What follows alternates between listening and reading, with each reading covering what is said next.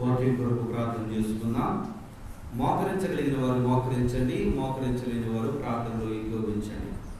అత్యంత కృపాశక్తి సంపూర్ణుడు, మహాపరిశుద్ధుడు, మహాగణుడు అయిన మా ప్రియ పరలోకపు తండ్రి వందనములు.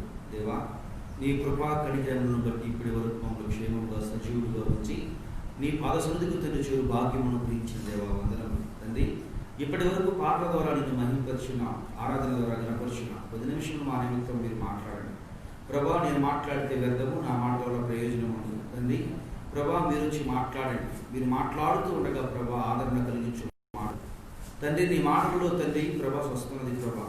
నీ మాటలలో ప్రభా నాయన సమస్తము సృష్టించగలదు తండ్రి. నీ మాట రక్షణ లేని వారికి రక్షణ అనుగ్రహించగలదు ప్రభా. నీ మాట తండ్రి ప్రభా నిత్య జీవనకు చేర్చగలదు అయ్యా. అటు మాటలు మాట్లాడి నన్ను మరుగుపరచండి ప్రభా. అపవిత్రులను అపవిత్రులను పెదవగలవాడు యెషయా గారు ప్రార్థించి ఉండగా దేవా, ఆయన ప్రార్థనను అంగీకరించి ప్రభా మండుతున్న బలిపీఠం మీద తండ్రి ప్రభా నిప్పును తన పెదవులకు తాకించి తండ్రి ప్రవచనాత్మకములు తండ్రి మీ జనన మరణ పునరుత్థాన రెండవ రాకడ సముద్రం ప్రకటించినట్లుగా అయ్యా అల్పుడైనను తండ్రి మరుగుపరచండి. అపవిత్రులను ప్రభా నీ బలిపీఠం మీద పరిశుద్ధాత్మను తండ్రి నా పెదవులకు తాకించి తండ్రి నా నోటికి నూరేయండి, నా పెదవులకి పోరేయండి. నీ బిడ్డలు వినగల ఉదయం గ్రహించి మనసును అనుగ్రహించి వారి జీవితంలో అవసరమైనట్టు మాటలు మీరు మాట్లాడండి. మాట్లాడనైన యేసయ్య నామం పేరట ఈ ప్రార్థన చేయించున్నాను మా పరమ తండ్రి, ఆమేన్. ప్రభువైన యేసుక్రీస్తు వారి దివ్య శ్రేష్టమైన నామమున కూడి ఉన్న మన గారును దేవదేవుడు దీవించి ఆశీర్వదించునుగాక. గత సంవత్సర కాలం నుండి నిర్గమాకాండ సంగతులు మనం ధ్యానం చేస్తున్నాం. ఇక కేవలం ఒక వారం తర్వాత మళ్ళీ ఎక్కడికి వెళ్ళిపోతాం మనం? క్రిస్మస్. నవంబర్ 24, 25 నుంచి డిసెంబర్ 25 వరకు కూడా క్రిస్మస్ వర్తమానములు, క్రిస్మస్ సంగతులు. ఈ ఒక వారమే మిగిలి ఉంది. ఈ వారము వచ్చే వారం మాత్రమే మిగిలింది నిర్గమాకాండ సంగతులు మనం ధ్యానం చేసుకోవడానికి. ఆ తర్వాత మళ్ళా జనవరి వరకు కూడా మనం ఏం ధ్యానం చేయాలి? క్రీస్తు యొక్క జననానికి సంబంధించిన సంగతులు మనం ధ్యానం చేసుకోవాలి. కనుక ఈ వారము వచ్చే వారము మనం 17వ అధ్యాయం 10వ వచనాన్ని మనం ధ్యానం చేస్తున్నాం. మరలా జ్ఞాపకం చేసుకోండి, నిర్గమాకాండం మనం ఎందుకు ధ్యానం చేస్తున్నాం చెప్పండి? నిర్గమాకాండం ఎందుకు ధ్యానం చేస్తున్నాం మనం? నిర్గమాకాండం విడిపించబడినటువంటి ఇశ్రాయేలీలు బయలుదేరుతూ ప్రయాణంలో కొనసాగుతూ ఉన్నారు. ఎక్కడి నుంచి విడిపించబడ్డారు వాళ్ళు? ఐగుప్తి కఠిన బానిసత్వము నుండి విడిపించబడినటువంటి ఇశ్రాయేలు ఇంకా స్వాస్థ్యము పొందలేదు. స్వాస్థ్యాన్ని పొందడానికి వారి ప్రయాణము కొనసాగుతూ ఉంది. ఎక్కడికి ప్రయాణం కొనసాగుతూ ఉంది? పాలు తేనెలు ప్రవహించు దేశం. వాటికి ఉన్న శ్రేష్టత ఏంటి? వారు కట్టనటువంటి ఇండ్లు, వారు వేయినటువంటి తోటలు, వారు నాటినటువంటి చెట్లు, శ్రేష్టకరమైనటువంటి ఫలమును వారు పొందుకోవడానికి వారు ప్రయాణం కొనసాగుతూ ఉంది. మరి వాటి గురించి మనం ఎందుకు ధ్యానం చేయాలి? ఎందుకు ధ్యానం చేస్తున్నాం? ఏమి అవసరత మనలో ఉంది అంటే, మనము ఈ లోకమనే పాపము నుండి విడిపించబడి ముక్తి పొంది ఆ పాపానికి స్వస్తి చెప్పి విడిపించబడి పరమనే కానానుకు మన ప్రయాణంలో ఉన్నాం. ఈ పరమను కానానులో నాటి దినమందు ఇశ్రాయేలీలకు దేవుడు ఏ విధంగా సహాయం చేస్తూ ఉన్నాడో, నిశ్చయంగా దేవదేవుడు కూడా మనందరికీ అట్టి సహాయము సహకారాలు అందిస్తూ ఉండగా వారు ఎదుర్కొన్నటువంటి ప్రతిఘటనను, వారు లొంగిపోయినటువంటి లొంగుబాటును, వారు నిలబడినటువంటి విషయాలను మనం ధ్యానం చేస్తూ నిత్య జీవంలోనికి ప్రయాణిస్తున్నటువంటి మన జీవితంలో కూడా ఇటువంటి కొన్ని బలహీనతలను ఆయన సన్నిధిలో మనం సరిచేసుకుంటూ ఏ విషయంలోనైనా దేవుని వాక్యం తెలియచేయుచున్నట్లు కొరింథీ పత్రికలో దృష్టాంతముగా బుద్ధి కొనుగుడుకై రాయబడి ఉన్నవి అని చెప్పుకున్నట్లు, బహుశా మన జీవితంలో మన బ్రతుకుల్లో కొన్ని విషయాల్లో మనం లొంగిపోయే వ్యక్తులుగాను పడిపోయే వ్యక్తులుగాను మనం ఉండి ఉన్నామేమో మనల్ని మనం సరిచేసుకుంటూ ముందుకు కొనసాగుటకు ఈ గ్రంథాన్ని మనం ఏం చేస్తూ ఉన్నాం? ధ్యానం చేస్తూ ఉన్నాం. ఈ గ్రంథాలను మనము ధ్యానం చేస్తూ ఉన్నాం. దేవుని బిడ్డలారా, దేవుడు నాటి దినమందు ఇశ్రాయేలును నడిపించుటకు, వారిని విడిపించుటకు, నడిపించుటకు, మొట్టమొదటిగా ప్రకటించుటకు, తర్వాత విడిపించుటకు, తర్వాత నడిపించుటకు వ్యక్తిని నియమించాడు. ఆయన పేరేంటి? మోషే. ఏం ప్రకటించాడు? మొట్టమొదటిగా వారి మధ్యకెళ్ళి ఒక ప్రకటన చేశాడు. ఏమని ప్రకటన చేశాడు? మీరు పడుతున్నటువంటి బాధను, మీరు పెడుతున్నటువంటి మొరను దేవదేవుడు ఉన్నాడు. మిద్యాను దేశంలో నేను సంచరిస్తూ ఉండగా, నేను నా పని కొనసాగించు ఉండగా దేవుడు పిలిచాడు నన్ను. దేనికి పిలిచాడు? నా ప్రజలు అబ్రహాము, ఇసాకు, యాకోబులతో నేను ప్రమాణం చేశాను, స్వాస్థ్యాన్ని వారికి నేను ఇస్తాను, వారికి స్వాస్థ్యాన్ని నేను ఇస్తాను. ఆ స్వాస్థ్యాన్ని వారు పొందుకోవాలి. ఆ స్వాస్థ్యాన్ని వారు పొందుకోవాలి కనుక వారిని విడిపించడానికి నిన్ను నాయకుడుగా నేను నియమిస్తున్నా. వారికి వెళ్ళి నువ్వేం చెయ్యి? ప్రకటన చేయి. ఏం చేయమని చెప్పాడమ్మా? ప్రకటన చేయి. ఈయన ప్రకటన చేయగానే వెంటనే లోబడలేదు. ప్రకటన చేయగానే వెంటనే లోబడ్డా? వెంటనే లోబడలేదు, వెంటనే వెళ్ళలేదు. వాళ్ళ మధ్య కొన్ని టెస్టులు పెట్టాడు. ఏ టెస్ట్ అది? కర్రను ఏం చేశాడు? పాముగా మార్చాడు, నీళ్లను రక్తంగా మార్చాడు. ఆ టెస్టుల్లో చూసి, టెస్టుల్లో నిలబడిన తరువాత వారు ప్రకటించిన వారు ఆయన నమ్మిన తరువాత ఇప్పుడు ఎక్కడికి వెళ్తున్నాడు? ఈయన విడిపించడానికి ఎవరి దగ్గరికి వెళ్ళాడమ్మా? ఎవరి దగ్గరికి వెళ్ళాడు? పొరో దగ్గరికి వెళ్ళాడు. పొరో కూడా వినలేదు. పొరో కూడా ఈయన మాట వినలేదు, లోబడలేదు. ఈయన అవమానకరంగా మాట్లాడాడు. మరలా వస్తే చంపుతానని చెప్పాడు. మరలా వస్తే నిన్ను చంపుతానని చెప్పాడు. అవమానకరంగా మాట్లాడాడు. దేవుని మాటకి విని లోబడినటువంటి, విధేయత చూపినటువంటి మోషే గారు దేవుడు ఏ విధంగానైతే చెప్పాడో, ఏ విధంగానైతే ప్రకటించాడో ప్రతి మాటకి లోబడి, ప్రతి మాటకి విధేయత చూపుతూ, దేవదేవుడు చెప్పినటువంటి ప్రతి విషయంలో ఆ మాటలకు లోబడి జీవిస్తూ ఏమని చెప్పాడమ్మా మోషే గారికి? దేవుడు ఏమని చెప్పాడు మోషే గారికి? అయ్యా మోషే, ఇశ్రాయేలు ప్రజలను విడిపించాలి. నువ్వు పురోహితుడికి నువ్వు ప్రకటిస్తావు. పురోహితుడు ఏమైపోద్ది? కఠినపడిపోద్ది. కానీ నువ్వేం చేస్తావు? నువ్వు ఆ కఠినపడిపోయాడు కదా, మార్పు లేదు కదా, మార్పు రావటం లేదు కదా, నీవు వెనక్కి తిరిగిపోవద్దు, వెనకాడవద్దు. నిశ్చయంగా నా మాట నమ్ము. నేను నాయకుడిగా నియమిస్తున్నా. ఏ విధంగానైతే నువ్వు వారిని విడిపించాలని ఆరాటపడుతున్నావో, ఆశపడుతున్నావో, నిశ్చయంగా వారిని ఒక రోజు నువ్వు ఏం చేస్తావు? వారిని విడిపిస్తావు. విడిపించే సమయంలో కొన్ని నీకేం పెడతాడు? ఆఫర్లు పెడతాడు. ఆ ఆఫర్లకు నువ్వు లొంగిపోవద్దు. ఇదిగో నేను ఏ మాట అయితే చెప్పానో ఆ మాట ప్రకారంగా మాత్రమే నువ్వేం చేయవారిని, ఆ మాటకు మాత్రమే పొరవ దగ్గర ఆ మాట విషయంలో ఏ మాత్రము కొంచెం తగ్గించను, కొంత పెంచను. నేను చెప్పింది చెప్పినట్లుగా జరిగిస్తాను. అయితే పొరవ దగ్గరికి వెళ్ళి మొట్టమొదటిగా ఇశ్రాయేలు ప్రజలు ప్రకటించాడు. విడిపించడానికి పొరవ దగ్గరికి వెళ్ళినప్పుడు పొరో మొట్టమొదటిగా ఒక ఆఫర్ ఇచ్చాడు. ఏంటి ఆఫరు? మీరు మాత్రం వెళ్ళండి అన్నాడు బైబిల్లో. మీరు మాత్రం వెళ్ళండి అంటే ఆయన ఏమన్నాడు? నో నో నో, కుదరదు. మా దేవుడు చెప్పాడు. ఏమని చెప్పాడు?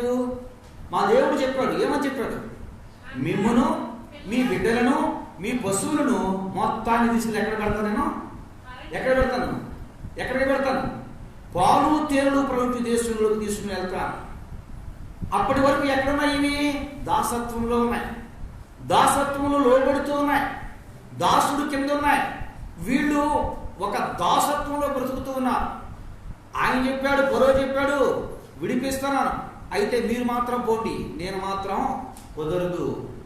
మేము వెళ్ళాలి, మా భార్యలు రావాలి, మా బిడ్డలు రావాలి, మా పశువులు రావాలి. మేము వెళ్ళి ఇలా వచ్చేయటం కాదు, మాకు నువ్వు కొన్ని రోజులు గడువునివ్వాలి. కుదరదని చెప్పాడు. ఎన్నో ప్రకటనలు ఎదుర్కొన్నాడు సేవకుడైనటువంటి మోషే గారు. ఎన్నోసార్లు అవమానపరచబడ్డాడు. సొంత ప్రజల దగ్గర, సొంత వారి దగ్గర హేళన చేయబడ్డాడు. అవమానకరంగా అవమానపరచబడ్డాడు. అయితేనేమి, ఏ విధంగానైతే దేవుడు చెప్పాడు అదే రీతిలో మరలా రెండోసారి చెప్తూ ఉన్నాడు. పొరవ పిలిచి అంటూ ఉన్నాడు, ఈసారి మీరు వెళ్ళండి, మీ బిడ్డలను వెళ్ళండి, మీ పశువులను మాత్రం ఇక్కడ వదిలివేసి వెళ్ళండి. నేను ఆ బ్రతుకుల్లో ఏమవుతూ ఉందంటే, దేవుడికి మనం మొరపెట్టినప్పుడు, ప్రార్థించినప్పుడు దేవుడు ఇస్తానని చెప్తా. దేవుడు ఏం చెప్తాడంటే, ఎప్పుడు మనిషికి ఏమి ఇస్తాడమ్మా? భరోసా ఇస్తాడు. ఏం చేస్తాడు? భరోసా ఇస్తాడు. వెంటనే జరగకపోవచ్చు, కాలక్రమేణా అది ఏమవుద్ది, నీ నా జీవితంలో క్రియ రూపంలో తెలుసుకుంటా. అవ్వమ్మకి భరోసా ఇచ్చాడు దేవుడు. ఎప్పుడు ఇచ్చాడు అవ్వమ్మకి భరోసా? అవ్వమ్మకి భరోసా ఎప్పుడు ఇచ్చాడు? ఆదికాండం 3వ అధ్యాయంలో, నీవు ఎవరి కుమారుడివి?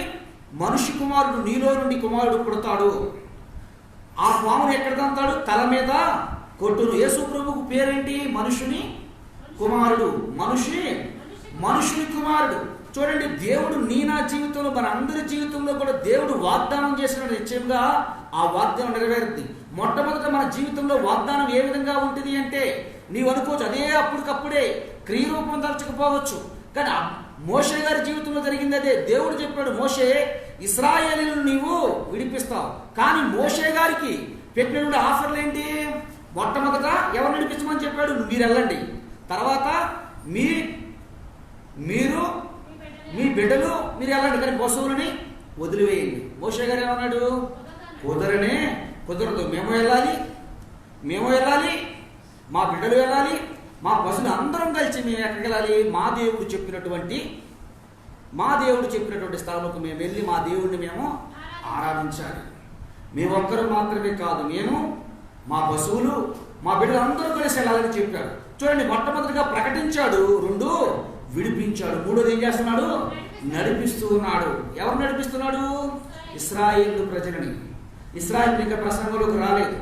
సేవకుడు 2 గొప్పతనం గురించి మీకు తెలియపరచడానికి మాత్రమే నా మాటలు. సేవకుడు అంటే మనం ఏ శీర్షికలో ఉన్నాము? పేరు లేనటువంటి సేవకుడు. దేవుని మాట విన్నటువంటి యెహోషువ గారు, దేవుని సేవకుని మాట విన్నటువంటి యెహోషువ గారు తర్వాత నాయకుడయ్యాడు. దేవుని సేవకుని మాట విన్నటువంటి లూదియా కుటుంబాన్ని మొత్తం రక్షించుకోగలిగింది. దేవుని సేవకుని మాట విన్నటువంటి జైలు అధికారి, పౌలు గారి మాట విన్నటువంటి జైలు అధికారి తక్షణమే ఏం పొందాడు? రక్షించబడ్డాడు. దేవుని బిడ్డలారా, మనకి చాలా మంది ఆలోచన ఎలా ఉంటుందని, దేవుని సేవకుని మాట వినాలి అంటే పేరు ప్రఖ్యాతులు ఉన్నటువంటి సేవకుని మాటే, గొప్ప సేవకుని మాటే, గొప్పగా పేరు పొందినటువంటి సేవకుని మాటే ఇంటూ ఉన్నారని ఆలోచన కలుగుతూ ఉంటుంది. పరిశుద్ధ గ్రంథమైన బైబిల్లో పేరున్న సేవకులు మాత్రమే కాదు, పేరు లేనటువంటి సేవకుల్ని కూడా మనం ఏం చేస్తున్నాం? గత 4 వారాల నుండి వారిని మనం ధ్యానం చేస్తూ ఉన్నాం. పరిశుద్ధ గ్రంథం వారికి ఏమి ఇవ్వబడలేదు? పేరు ఇవ్వబడలేదు, వారికి పేరు చెప్పబడలేదు, పేరు రాయబడలేదు. కానీ వారికి ఇవ్వండి పేరు దైవ సేవకుడు, దైవజనుడు, దేవుని దాసుడు, దేవుని సేవకుడు మాత్రమే ఈమెను దేవుని బిడ్డారా. ఆ శీర్షికలో ఉన్నాం మనం. ఆ సేవకుడి, పేరు లేని సేవకుని గురించి మనం కొన్ని రోజుల నుంచి మనం ఏం చేస్తున్నాం? ధ్యానం చేస్తూ ఉన్నాం. దేవుని బిడ్డారా, ప్రకటించాడు, విడిపించాడు, 3వది ఏం చేస్తున్నాడు? ఈయన నడిపిస్తూ ఉన్నాడు. 3వ దానికి నడిపిస్తూ ఉన్నాడు. నడిపించే సమయంలో సేవకుడికి ఎన్ని కష్టాలు, ఎన్ని బాధలు, ఎన్ని ఇబ్బందులు, ఎన్ని అవమానకరమైనటువంటి పరిస్థితులు. సేవకుడు అంటే ఎవరమ్మా? సమస్తాన్ని క్రీస్తు కొరకు వదులుకునే వ్యక్తి. చాలా మార్లు చెప్పాను కదా, నేను చాలాసార్లు చెప్పాను కదా. పాస్టర్ అవ్వాల్సిన అవసరం ఏముంది? మీలాగా అతను కూడా విశ్వాసే అనుకుంటే అతను కానుకలు మీలాగా ఇస్తాడు కదా, మీకంటే శ్రేష్టకరమైన ఇస్తున్నాడు కదా, మీకంటే శ్రేష్టమైన జీవితాన్ని ఇస్తాడు. కానీ పాస్టర్ అంటే కొంతమంది దౌర్భాగ్యులను చూసి నిజమే హృదయం నిండిన దాన్ని బట్టి నోరు ఏం చేస్తుంది? మనిషిది మాట్లాడుతుంది. చూడండి, ఒక వ్యక్తి దగ్గరికి వెళ్ళి ఒక వ్యక్తిని గురించి మనం మాట్లాడినప్పుడు ఆ వ్యక్తి ఎవరిని తీసుకొస్తాడు?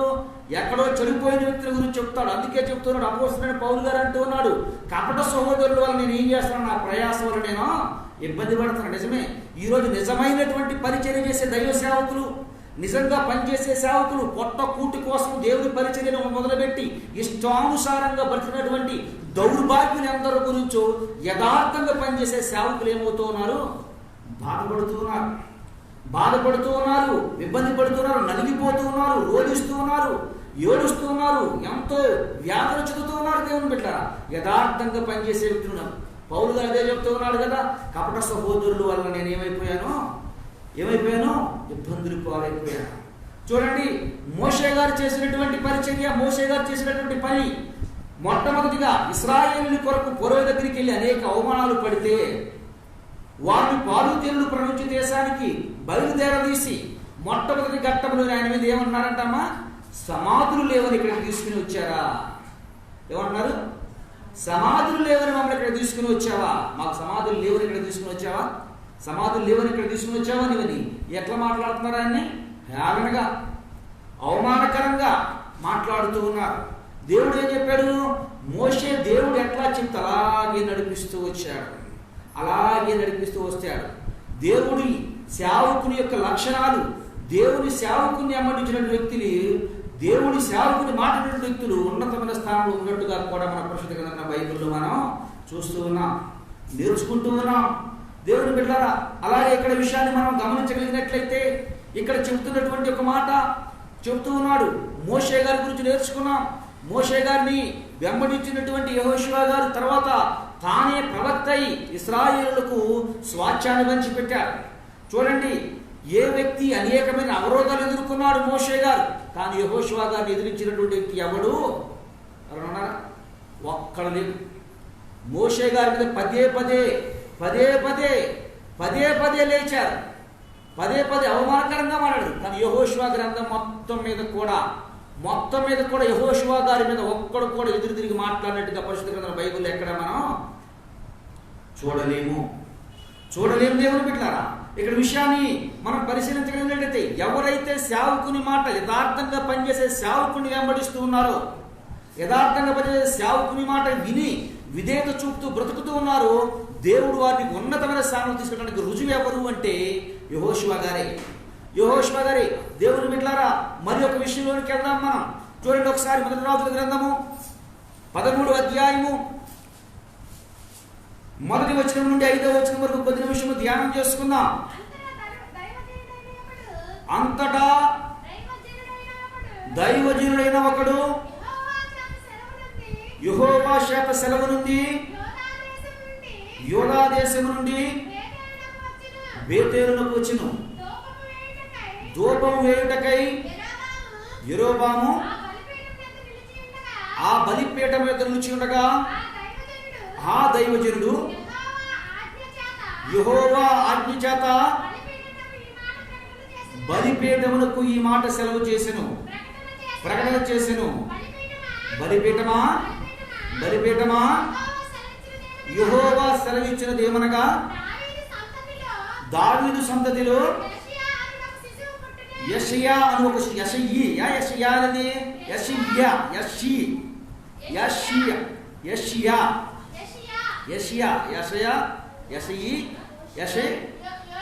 యోషియా ఓకే, ఒక శిశువు పుట్టెను.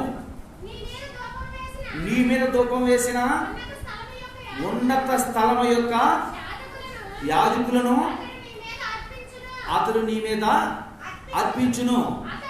అతడు మనుష్య శల్యములను నీ మీద ధూపం వేయును. నీ బలిపీఠము బద్దలైపోయి దాని మీద ఉన్న బుగ్గి ఒలిగిపోవటయే యెహోవా ఇచ్చు చూచినని చెప్పి ఆ దినమున ఆ ప్రవక్త చూచిన దేవుడు. చాలమ్మా, ఇక్కడ ఎవరు వచ్చారమ్మా? పేరేంటి? ప్రవక్త పేరు, ఈ సేవకుడి పేరు, ఈ పేరు సేవకుడి పేరేంటి? ఈ సేవకుడి పేరు. ఇక్కడ ముగ్గురు వ్యక్తులు నేను మీకు పరిచయం చేస్తా. మొట్టమొదట పేరు లేని సేవకుడు, 2 పుట్టబో శిశువు అయినటువంటి ఎవరైనా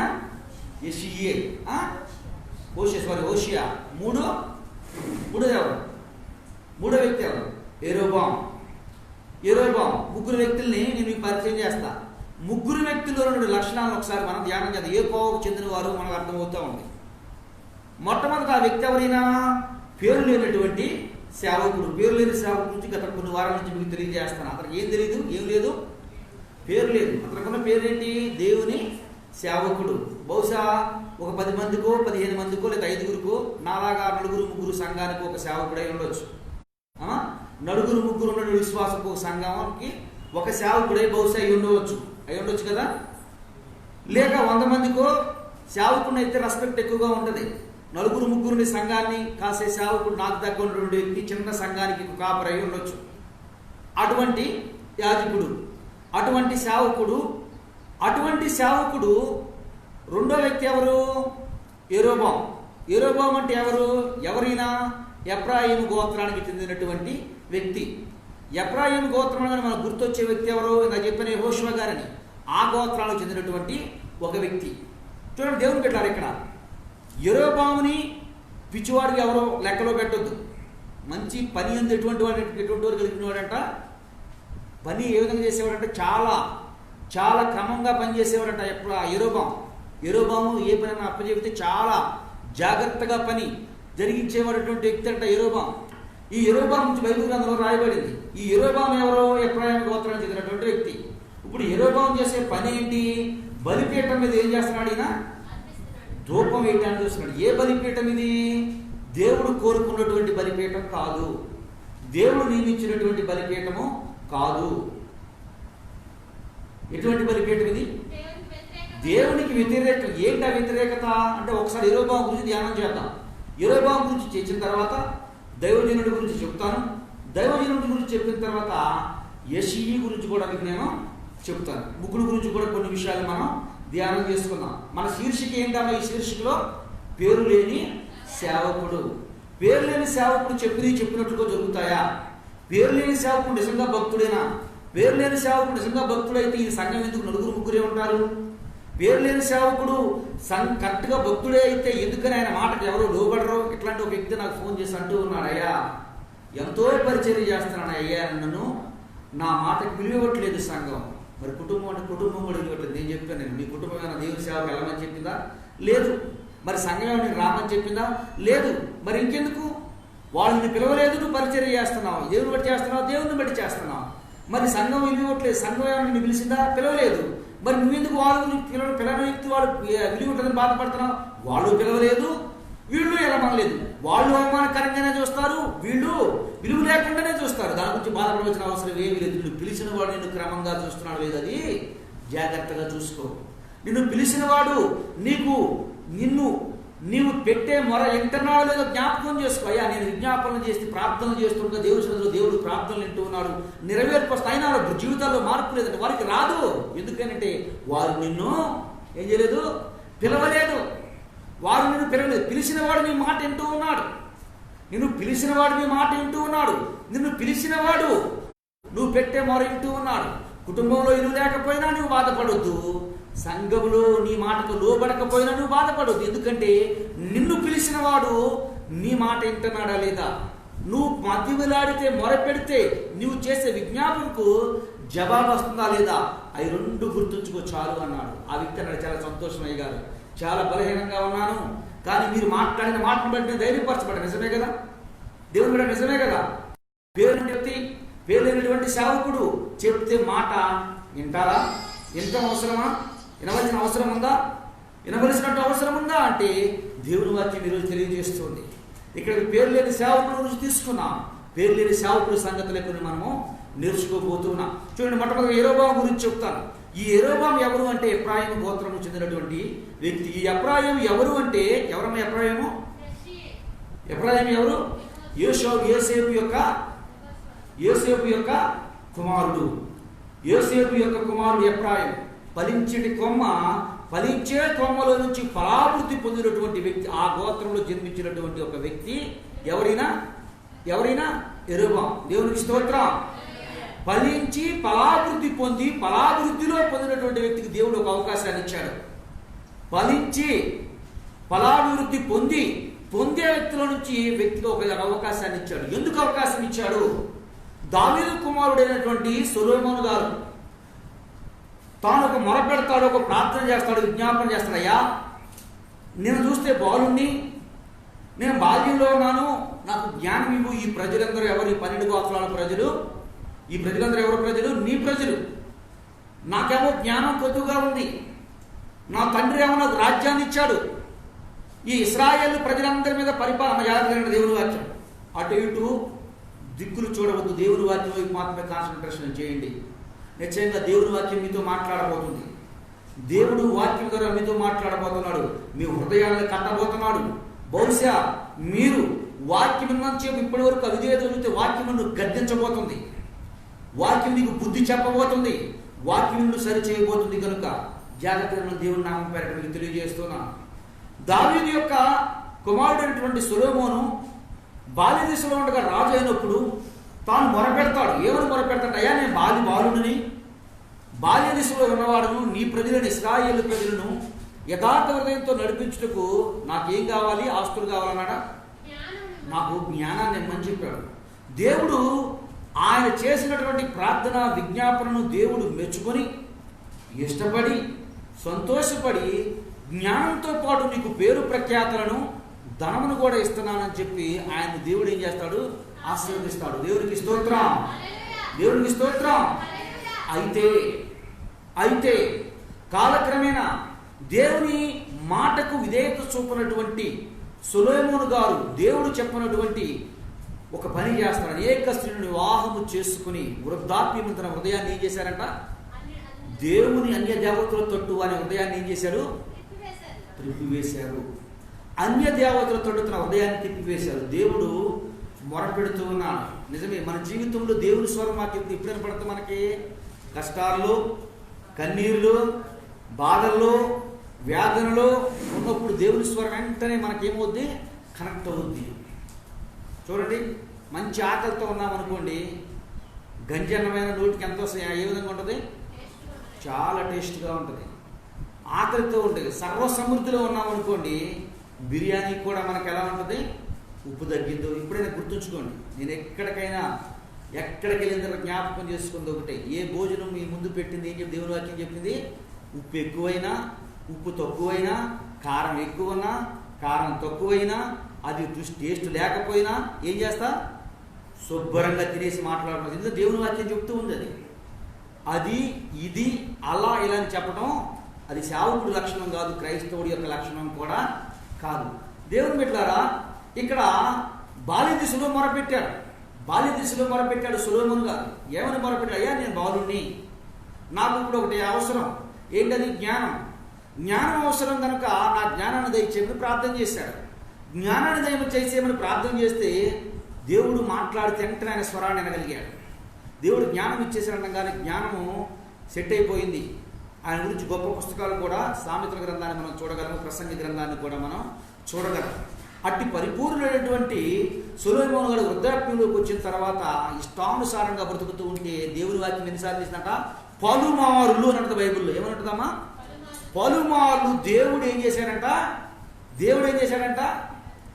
గద్దించినా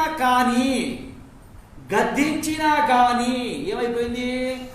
హృదయాన్ని తన భార్యలు తట్టే తిప్పి ఇంకను ఏమైపోయాడు? పాపంలో పడిపోయాడు. దేవుని బిడ్డలారా, ఈరోజు దేవుని మాటగా మీకు తెలియజేస్తున్నా, ఒకానొక ఇబ్బందుల కాలంలో దేవుడు నువ్వు ప్రార్థించగా ఈ ప్రార్థన అయినటువంటి దేవుడు ఒకానొక బలహీనతమైన సమయంలో, భారముల్లో, కష్టాల్లో, బాధల్లో, వ్యాధులు నీవు ఇక జీవించలేనేమో అని నువ్వు బాధపడుతున్న సమయంలో దేవుడు నీతో మాట్లాడితే వాక్యం కనెక్ట్ అవ్వగా ఆ వాక్యము నీతో మాట్లాడి నిన్ను స్వస్థపరిచి బలహీనతల నుంచి, భారాల నుండి, కష్టాల నుండి, శ్రమల నుండి, ఇబ్బందుల నుండి, ఆర్థిక సమస్యల నుంచి విడిపించి నిన్ను ఒక స్థానంలో నిలబెట్టి ఉండగా, వాక్యం ఎన్నో మార్లు గద్దిస్తూ ఉండగా, ఆ రోజు చెప్పబడిన వాక్యం దైవ సేవకుడు నోట నుండి వచ్చినటువంటి మాటము హృదయపూర్వకంగా నీ హృదయాన్ని తాకేటట్లు దేవుని వాక్యము రూఢిగా నీ గురించే మాట్లాడినట్టు ఉన్నా కానీ నీ హృదయాన్ని నువ్వు కేర్ చేయకుండా, ఆ వాక్యాన్ని కేర్ చేయకుండా, హృదయంలో దాన్ని తీర్చుకోకుండా, ఆ గద్దింపుకు లోబడకుండా బ్రతుకుతున్నటువంటి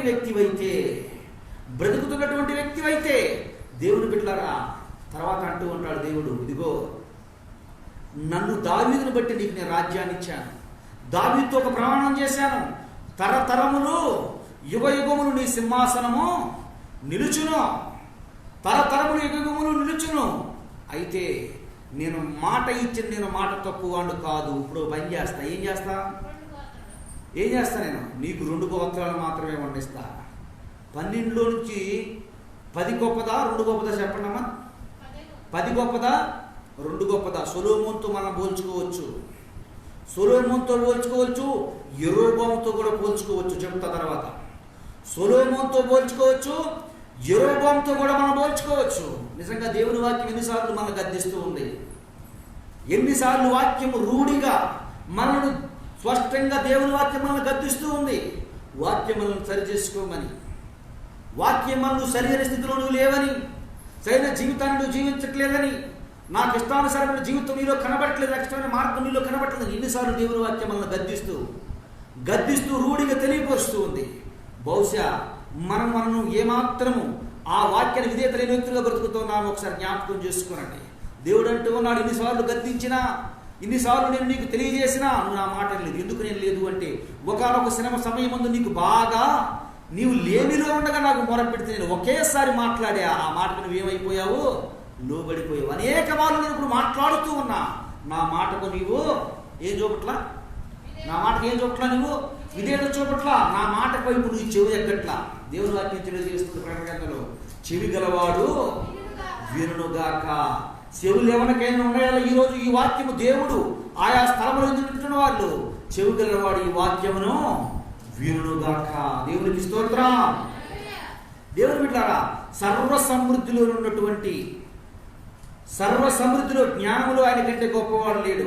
దేవుని వాక్యం తెలియజేస్తుంది. ఎండి అంటే ఏం లేదంట ఆ రోజుల్లో, ఆయన కాలంలో ఎన్నికకు రాలేదంట. రోడ్ల మీద పారేసేవాళ్ళు. ఇప్పుడు రాళ్ళు పడేస్తున్నారు కదా, ఇప్పుడు రాళ్ళు పడేస్తున్నారు. ఇంకా అక్కడ దాకా ఎందుకు ఉదాహరణ చెప్తున్నాను.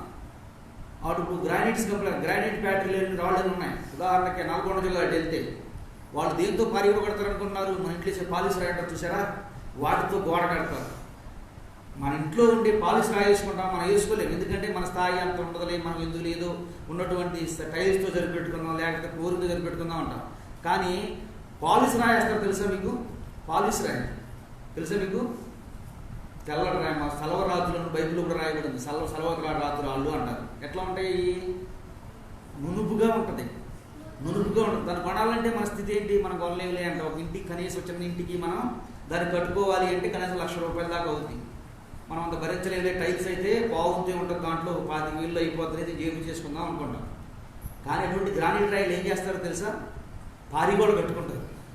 వాళ్ళు పారిగోడ కడతారు. ఎందుకని? అధికమైపోయింది వాళ్ళకి. అరే ఇదేంటి ఇట్లా కట్టారంటే అని అడుగుతుంటే, ఏమవుతుంది పక్కరాళ్ళే కదా అని అనే రీతిలో వాళ్ళు మాట్లాడేస్తారు. ఎందుకని? అక్కడ అంత విరిగిపోయింది. సొలొమోను గారి యొక్క కాలంలో ఎండికి ఏం లేదు, విలువ లేదు. ఎండికి విలువ లేదు. పారిగోడ కట్టేసేవాళ్ళం బహుశా, లేకపోతే మన బిద్దులు చేపించుకునేవాళ్ళేం, లేకపోతే మనం వాడే పళ్ళాలు చేపించుకునేవాళ్ళం. ఈరోజు ఒక వ్యక్తి చెప్తున్నాడు, ఒక పాస్టర్ గారు, అయ్యా నేను ఒకరింటికి వెళ్తే నాకు ఇంటి పళ్ళలు అన్నం పెట్టారని ఒకరోజు ఒక పాస్టర్ గారు చెప్పాడు. అంటే ఆయన తప్పుగా మాట్లాడటం కదా, అంటే చెప్తున్నాను. అంటే అంత విలువ ఉంది ఈరోజు మనకి. ఆ రోజుల్లో ఏం లేదు, ఎండికి విలువ లేదు. అంటే రాజ్యం ఏ విధంగా ఉంది? సంక్షేమం. అది ఎట్లా ఉందండి? సుభిక్షంగా ఉంది. సుభిక్షం అంటే ఏ కొదువ లేదు. అంత ఆశీర్వాదకరంగా ఉన్నటువంటి రాజ్యములో హృదయం తొందరగా తిప్పివేయబడింది. తిప్పివేస్తే దేవుడు పలుమార్లు గద్దించిన తన హృదయంలో ఆ మాటకు ఏం చూపలేదు? విధేయత చూపలేదు, లోబడలేదు. వాక్యాన్ని చెప్పే మాట హృదయం అసలు ఏమాత్రము చేసుకోలేదు. దేవుని బిడ్డలారా, అయితే దేవుడు అంటాడు, నేను దావీదుతో నేను ప్రమాణం చేశాను, నిత్యము తరతరములు యుగయుగములు నీ యొక్క సింహాసనం స్థిరపరుస్తానని చెప్పాను కనుక నా రాజ్యాన్ని పూర్తిగా, నా మాట నేను తప్పను. అయితే ఒక పని చేస్తా. ఏం చేస్తాను అంటే 2 గోత్రాలు ఉండిస్తా. 10 గోత్రాలను ఏం చేస్తా? నేను తీసి ఏరేవాడికి ఇస్తా. ఏరేవాడు ఎవడాడు? యెరోబాము. ఎవరమైనా? యెరోబాము. సొలొమోను గారి కాలంలోని విరోధమైనటువంటి పని చేసి రాజ్యం నుంచి తరమబడి ఫిలిష్తీయుల దగ్గర బ్రతుకుతూ ఉంటాడు ఈయన. ఎవరో? యెరోబాము. సొలొమోను గారి పరిపాలనలోనే, సొలొమోను గారి కాలంలోనే ఎన్నిక లేకుండా పారిపోయినటువంటి వ్యక్తి, విలువ లేనటువంటి వ్యక్తి, తన అడ్రస్ చెప్పుకోలేనటువంటి వ్యక్తి, తన గురించి చెప్పుకోలేనటువంటి వ్యక్తి, తన గురించి మాట్లాడటానికి కూడా భయపడిపోయినటువంటి వ్యక్తి. ఎందుకని? బ్రతుకుంటే ఏం చేస్తాడు? సొలొమోను ఇతన్ని చంపేస్తాడు. చెప్పుకోలేనటువంటి వ్యక్తి, చెప్పటానికి కూడా భయపడిపోయి జీవించినటువంటి వ్యక్తి ఈ యొక్క యెరోబాము. అటువంటి వ్యక్తి దేవుడు ఎన్నుకున్నాడు. అయితే సొలొమోను గారు చనిపోయారు. సొలొమోను గారు తన కుమారుడు ఎవరు? రెహబాము. రాహాబు రెండింటిగా చాలా మంది దెబ్బతింటారు. రెహబాము సొలొమోను గారి యొక్క కుమారుడు రెహబాము. రాజ్య పరిపాలన చేస్తాడు. పరిపాలనా భాగం నుంచి ఉంటాడు. అప్పుడు తన తండ్రి కాలంలో పనిచేసినటువంటి ప్రజలందరూ ఆయన దగ్గరికి వచ్చినారు. అయ్యా, నీ తండ్రి గారు మా మీద బాగా బరువులు పెట్టాడు, ఈసారి నువ్వు కొంచెం మా మీద కరుణించి దయదలిసి మమ్మల్ని విడిపించాలి. అంటే ఇప్పుడు ఈయన తనతో ఉన్నవారి మాట వినక ఎవరి మాట విన్నాడు? యవనస్తులు. ఒకటే విషయం గుర్తుంచుకోండి, తండ్రి కాలంలో ప్రయాసపడి కష్టపడి బాధపడి కన్నీరు పడి ఎంతో కష్టపడి సంపాదించినటువంటి సంపాదనను పిల్లలు ఈ రోజున వ్యర్థంగా పాడు చేస్తూ ఉన్నారు అంటే దానికి అర్థం ఒకటే, దేవుని వాక్యం తెలుసు. ఏంటది? శాపం. శాపం. నువ్వు అనుభవించినటువంటి కష్టం నీ బిడ్డలు అనుభవించుకోబడుతున్నాడంటే దేవుడు నిన్ను ఆస్వాదిస్తున్నాడని గుర్తుంచుకోండి. ఇదే గుర్తుంచుకోండి. నీకు సైకిల్ లేదు, ఈరోజు నీ పిల్లలు బండి తోలుతున్నారంటే దేవుడు నిన్ను ఆశీర్వదించాడు. దేవుడు నీ కుటుంబాన్ని ప్రేమిస్తున్నాడు. దేవుడు నిన్ను ప్రేమిస్తున్నాడు, నిన్ను ఆశీర్వదించాడు. నీ కనీసమైన వస్త్రాలు లేవు, నీ బిడ్డలకు శ్రేష్టకరమైన వస్త్రాలు ఉన్నాయి అంటే, నువ్వు సరైన ఆహారం లేదు, నీ బిడ్డలు శ్రేష్టకరమైన ఆహారం తింటూ ఉన్నారు అంటే దానికి ఒకటే గుర్తు. ఏంటా గుర్తు? దేవుడు నిన్ను ప్రేమిస్తున్నాడు. నీవు లగ్జరీ లైఫ్ అనుభవించావు, ఈరోజు నీ బిడ్డలకు నిలవ స్థావరం లేకుండా ఉన్నది ఏంటి? దాని గుర్తేంటి? శాపం. ఎందుకని నీ బిడ్డ నీ మాట ఈరోజు వినట్లేదు అంటే దేవుని మాట నువ్వు ఆ రోజు వినలేదు, దేవుని మాట ఆ రోజు నువ్వు వినలేదు. అందుకే ఈరోజు నీ బిడ్డ నీ మాటలు వినలేదు. తన తండ్రి కాలంలో పరిపాలన చేసినటువంటి వ్యక్తులు అతని యొద్దకు వచ్చి చక్కని పరిపాలన మాటలు జ్ఞాపకం చేస్తూ ఉంటే ఎవరు మాట విన్నాడు? ఆయన ఎవరు మాట విన్నాడు? తనతో పాటు తన ఎవరి ప్రాణుల వ్యక్తుల మాటలు వింటూ ఉంటే వాళ్ళు అన్నారు, అయ్యా నీతో నీ రాజ్యానికి దండం, నీ ప్రభుత్వానికి దండం, నీ రాజ్యం నువ్వే చూసుకో, మాకు మేము ఏరైపోతామని చెప్పి వెళ్ళిపోయారు. ఇప్పుడు ఏరైపోతామని చెప్పి రాజు కావాలి. ఆ రాజు ఎవరు? ఈ యొక్క యెరోబాము. ఎవరైనా తండ్రి తాత ఫలాభివృద్ధి ఫలించినటువంటి వ్యక్తి, ఆ తాత తండ్రి ఫలాభివృద్ధిలో వృద్ధి పొందినటువంటి వ్యక్తి. దేవుడు ఒక అవకాశాన్ని ఇచ్చాడు. బహుశా ఈరోజు ఈ వారం ఈ సమయం ముందు దేవుడు నీకు నాకు ఒక అవకాశాన్ని ఇస్తూ ఉన్నాడు. ఒక్క అవకాశాన్ని ఇస్తున్నాడు. అవకాశం నిలబెట్టుకునే వ్యక్తుల్లా ఉంటాము, దిగజార్చుకునే వ్యక్తుల్లా ఉంటాము. మిమ్మల్ని మీరే ఆలోచించుకోండి, మిమ్మల్ని మీరే పరిశీలించుకోండి, మిమ్మల్ని మీరే పరీక్షించుకోండి. యెరోబాము దేవుడు చెప్తూ ఉన్నాడు, యెరోబాము నేను ఎన్నుకున్నా. యెరోబాము రాజు అయ్యాడు. ఎవరి రాజు అయినటువంటి వ్యక్తి? ఎవరన్నా రాజు అయినటువంటి వ్యక్తి? రాజు దగ్గర నుంచి పారిపోయినటువంటి వ్యక్తి, రాజు దగ్గర ధైర్యం నిలబడినటువంటి వ్యక్తి. రాజు దగ్గర ధైర్యం నిలబడితే రాజు ఎక్కడ సంపేస్తాడన్న భయంతో పారిపోయినటువంటి వ్యక్తి, దాక్కున్నటువంటి వ్యక్తి, దాక్కుని జీవితం చేస్తున్నటువంటి వ్యక్తి. సొలొమోను చనిపోయాడని చెప్పగానే తిరిగి మళ్ళీ తన రాజ్యానికి వచ్చినటువంటి వ్యక్తి. రాజరికం చేయడానికి కాదు, ఎట్లా చేయడానికి వచ్చాడు? సామాన్య మానవుడిగా బతకడానికి దేవుడు కోరుకున్నాడు. నిజమే. నేను నా జీవితాన్ని ఒకసారి జ్ఞాపకం చేసుకున్న 5 సంవత్సరాల క్రితం, ఒక 10 సంవత్సరాల క్రితం జ్ఞాపకం చేసుకోండి. నీ బ్రతుకు నా బ్రతుకు ఎలా ఉంది, ఈరోజు నీ పరిస్థితి నా పరిస్థితి ఎలా ఉంది. దేవుడు ఒక అవకాశాన్ని ఇచ్చాడు. యెరోబాముకి ఇచ్చినట్లు, యెరోబాముకి ఇచ్చినటువంటి అవకాశాన్ని నీకు నాకు ఇచ్చాడు దేవుడు. దేవుడు బిడ్డలారా, యెరోబాముకి ఇచ్చినటువంటి అవకాశం నీకు నాకు ఇచ్చాడు. ఒకప్పుడు దాసులము, ఒకప్పుడు విలువ లేని వారము, ఒకప్పుడు ఎన్నిక లేని వారము, ఒకప్పుడు గుర్తింపు లేనటువంటి వ్యక్తులము, ఒకప్పుడు ఏ మాత్రము కూడా మన పేరు కూడా అక్కడ చెబితే పేరు చెప్పుకోవడానికి కూడా నీ పేరేమిటి, నీవెవరు అడిగే స్థాయిలో ఉన్నటువంటి వ్యక్తులము. ఈరోజు దేవుడు నీకు నాకు ఈ స్థలం ముందు ఈరోజు ఈ సమయం వరకు ఒక ఐడెంటిటీ, ఒక గుర్తింపు ఇచ్చాడు అంటే యెరోబాముకి ఇచ్చినట్లు నీకు నాకు ఒక చక్కని అవకాశాన్ని ఇచ్చాడు. జ్ఞాపకం చేసుకున్నాడు. యెరోబాముకి ఇచ్చినటువంటి ఐడెంటిటీ నీకు నాకు ఇచ్చాడు. అయితే యెరోబాము ఈ అధికారము దేవుడు నాకు అనుగ్రహించున్నాడు ఈ విషయాన్ని గుర్తించడం మానేసి, ఇది ఎక్కడి నుంచి వచ్చింది అనుకున్నాడు ఈయన? ఎక్కడి నుంచి వచ్చింది అనుకున్నాడు ఈయన? ఎక్కడి నుంచి వచ్చినా? నా శక్తితో సంపాదించుకున్నా, నా బలంతో సంపాదించుకున్నా, నా జ్ఞానంతో సంపాదించుకున్నా, నా తెలివితేటల ద్వారా మాత్రం ఇది కలిగింది, నాకున్నటువంటి టాకింగ్ పవర్ ద్వారా ఈ విధంగా కలిగింది, నాకు వాక్చాతుర్యం బాగా ఉంది, ఎక్కడైనా బతకగలను, ఎవరినైనా మెప్పించగలను, ఎవరి దగ్గరైనా నా అవసరతలు అక్కడ తీర్చుకోగలను అనే స్వభావానికి అయినటువంటి వ్యక్తిగా యెరోబాము బ్రతుకుతూ ఉన్నాడు. ఏమన్నాడు తెలుసా యెరోబాము? ఇదిగో ఈ ప్రజలందరూ నా వైపు రాజుగా చేశారు. రాజుగా చేసిన ప్రజలే దేవుడా. చూడండి ఒకసారి ఏమంటుందో యోహాను సువార్త 3:27 యోహాను 3:27 యోహాను 3:27 అందుకు యోహాను ఇట్లనెను, తనకు పరలోకము నుండి అనుగ్రహింపబడితే తప్ప ఎవడను ఏమియో పొందరు. దేవునికి స్తోత్రం. మన రాష్ట్ర ముఖ్యమంత్రి గారు జగన్మోహన్ రెడ్డి గారి రాజ్యాధికారం ఇచ్చింది ఎవరు? మన ప్రధానమంత్రి మోడీ గారికి ఇచ్చిన అధికారం దేవుడే. మరి కేసీఆర్ గారికి ఇచ్చిన అధికారం ఎవరికైనా ఏ అధికారం అని ఇచ్చింది ఎవరు? ఈరోజు నీకు ఆవిష్కారం ఇచ్చింది దేవుడే.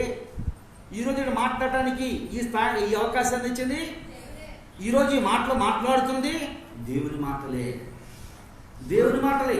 పరలోకం నుండి తనకు అనుగ్రహింపబడితే తప్ప ఎవడు ఏమీ పొందడు. నువ్వు తల్లివై ఉన్నావా?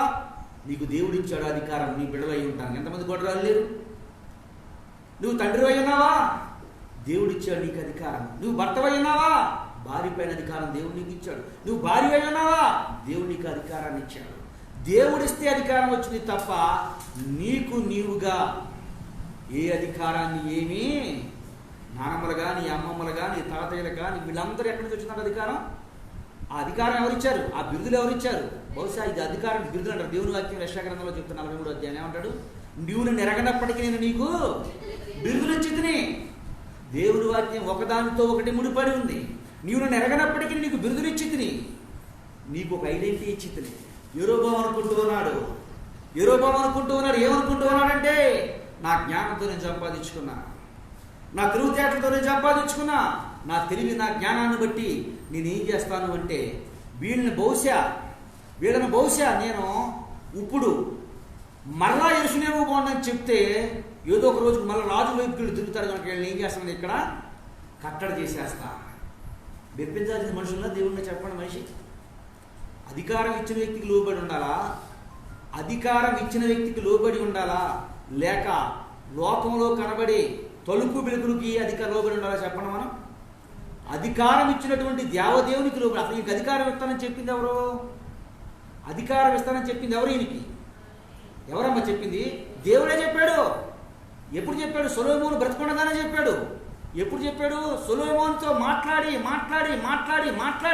లోబడకపోతే నేను తీసేసి ఏరోడికి ఇస్తానని చెప్తున్నాడు. బహుశా నీ నా బ్రతుకులో, నీ నా జీవితంలో, మన యొక్క కుటుంబాల్లో ఒకసారి ఆలోచించుకోండి. దేవుడు పదే హెచ్చరిస్తున్నాయన్న మాటకు విధేయత చూపకపోతే దేవుడు మాట్లాడుతూ ఉన్నాడు. నీకు ఇవ్వబడినటువంటి అధికారం, నీకున్నటువంటి ఘనతలు తీసేసి ఏరేవాడికి ఇవ్వబోతాను. ఎప్పుడు అంటాడు చెప్పండి ఆ మాట? ఎప్పుడు అంటాడమ్మా? ఎప్పుడు అంటాడు? పదే పిలిచిన లోబడకపోతే, పదే ఆయన మాట్లాడుతున్న ఆ మాటకు విధేయతను చూపకపోతే, పదే హెచ్చరిస్తున్నా ఆ హెచ్చరింపుకు నువ్వు బేఖాతరు చేసి, నాకు సంబంధం లేదులే, ఈ వాక్యం నా గురించి కాదులే, ఏరెవరి గురించి, ఎవరి గురించో వస్తుంది ఈరోజు అనుకునే వ్యక్తిగా నువ్వు జీవిస్తూ ఉంటే, తీసి ఎవరికి ఇస్తాడంట? ఎన్నిక లేని వాడికి ఇస్తాడు, విలువ లేని వాడికి ఇస్తాడు. ఆ చిన్నప్పుడు సైకిల్ లేదు మాకు. సైకిల్ లేదు. సైకిల్ ఇచ్చేవాడు కదా. దేవుడు ఏమి ఇచ్చాడు ఈ రోజున? అన్నీ ఇచ్చాడు.